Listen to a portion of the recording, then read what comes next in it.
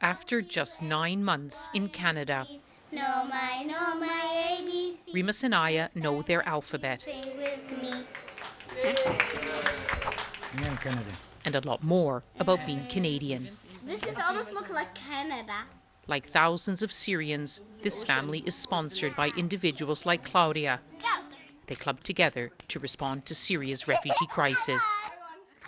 So what other question words do you use? Her husband Andrew, an art dealer, helps 3 generations of the Abdullah family with their English. What time is it? And helps them settle in. You know, my favorite what question is what's for dinner? It's the best way to integrate newcomers into the country, to get them connected with the city, all the things that are available, and to create that warm arrival that sets the tone for the rest of their lives in Canada. But the past in Syria is hard to escape. Grandmother Nala's kitchen still smells of home and brings back memories. Thank God we're here. I feel happy, she says. But it makes me sad to remember family still suffering in Syria and Lebanon.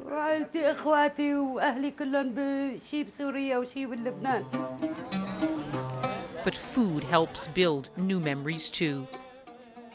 A picnic in the park and a warm welcome for Nala from another of her family's Canadian sponsors.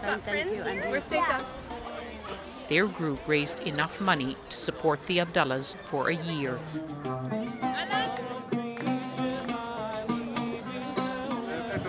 Everyone at this gathering is doing something similar.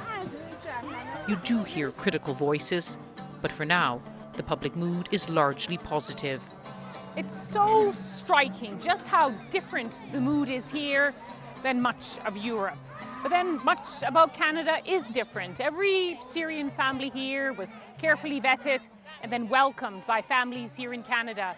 And they haven't seen the kind of attacks here that have caused fear across so much of Europe.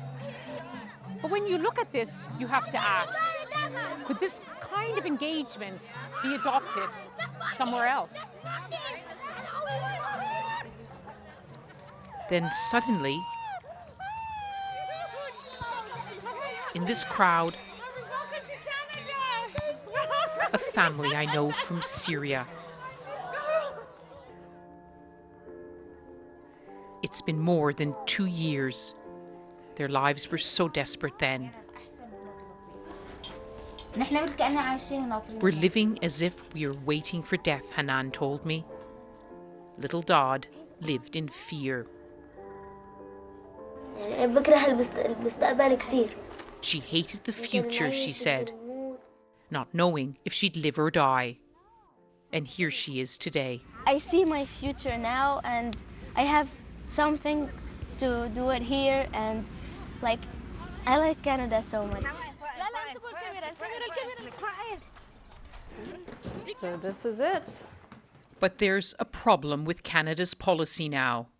Sabina and her group raised money to sponsor a Syrian family they hope will live here. So how long has this flat been ready for people? It's been ready for several months now. But it's not clear when, if ever, they'll get to Canada. The government promised to bring in 25,000 Syrians. It's done that. Now it's slowing the pace of arrivals. We do wish that the government would move faster. It's such a unique thing, I think, in Canada to be able to form a private group that can sponsor a family. So I think it would be great if that goodwill wasn't wasted. Canada's Prime Minister still wins applause. London Mayor Sadiq Khan is the latest to come calling.